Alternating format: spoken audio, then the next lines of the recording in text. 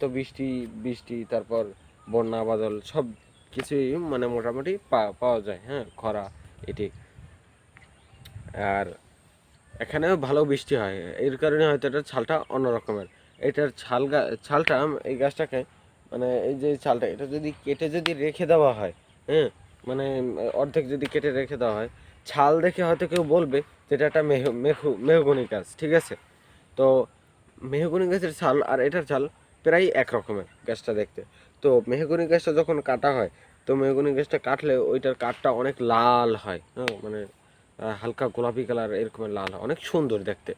আর এই কাঠটা যখন কাটা হয়, এই গাছটা যখন কাটা হয়, তো এটার যে মানে সারি যে অংশটা, এটা এতই মানে মানে প্রয়োজনীয় মানুষের, যেমন এটা যদি ছোট যে ডালটা না, ওই যে ওই যে ডালটা যে দেখা যাচ্ছে, ওই ডালটা কিন্তু এই এতটুকু, ওটাও কিন্তু একদম সারি, হ্যাঁ। আর মেহগনি গাছে এই মোটা গাছটাও কিন্তু সারি না, হ্যাঁ, এরকম মোটা মোটা যে গাছ ওটা কিন্তু সারি না। কিন্তু মেহগনি গাছের বড় বড় যে গাছগুলো এরকমের, ওগুলো কিন্তু সারি হয়।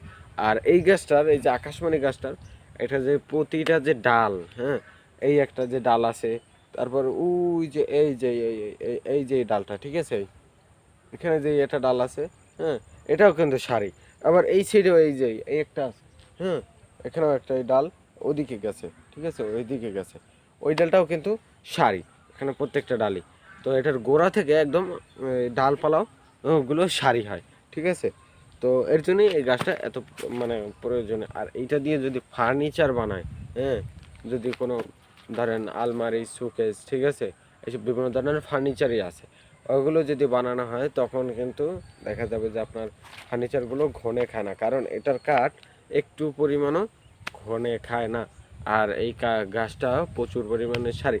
আর এই গাছটা যখন কাটা হয়, যদি এটার মানে তক্তা ফাড়ানো হয়, সৌমিল বলে গ্রাম অঞ্চলে, ওখানে যদি সৌমিলে নিয়ে যদি তক্তাগুলো যদি ফাড়ানো হয়, কাঠগুলো দেখতে একদম আপনার কফি কালারের মতন, ঠিক আছে। মেহগনি গাছটা হচ্ছে দিয়ে গোলাপি কালার, এটা হচ্ছে কফি কালার, ঠিক আছে। তো এই কাঠটা দিয়ে মানে কুমিল্লার অঞ্চলে ওদিকে তো এই গাছগুলো বেশি, ঠিক আছে। তো এর কারণে ওদিকে আপনার এক একটা মানে ফার্নিচার বানাতে বেশি ব্যবহৃত হয়। আর আমাদের এদিকে বেশিরভাগ ব্যবহার হয় রেন্ডি গাছ বলে, যেটা রেন্ডি গাছ, কারণ কুমিল্লা অঞ্চলে ওই রেন্ডি গাছটা নাই, রেন্ডি গাছ, চাম্বল গাছ, মেহগনি গাছ ওগুলো নাই, শুধু আকাশমণি গাছ, ঠিক আছে। তো এই মানে আকাশমণি এই যে গাছগুলো, এগুলো আমাদের এদিকে হয় মানে লাগায় খুব কম, রেন্ডি গাছ, চাম্বল গাছ, ওইসব গাছগুলোই লাগায় বেশিরভাগ। আর এই গাছগুলো কিন্তু আমাকে দিকে কিন্তু এই গাছগুলোর দাম প্রচুর পরিমাণে। এই গাছ দিয়ে যদি একটা দেখা যায় যে খাট বানানো হয়, হ্যাঁ, শুধু ডিজাইন ছাড়া, হ্যাঁ, যদি খাট বানানো হয়, সেই খাটটার দামও 15-20 হাজার টাকা পড়ে যায়। আর কুমিল্লার অঞ্চলে আমি দেখে এসেছি, ওখানে ওই খাটটাই 10 হাজার টাকায় পাওয়া যায়, মানে খুব কম দামে। দেখা যায় যে 5-10 হাজার টাকা কমে পাওয়া যায়।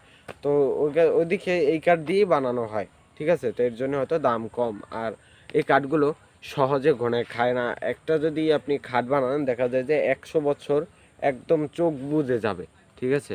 আবার ওদিকে কিন্তু লোহা কাঠের গাছও পাওয়া যায়, হুম। তো বিভিন্ন ধরনের গাছ বিভিন্ন কাজে ব্যবহার হয়, হুম।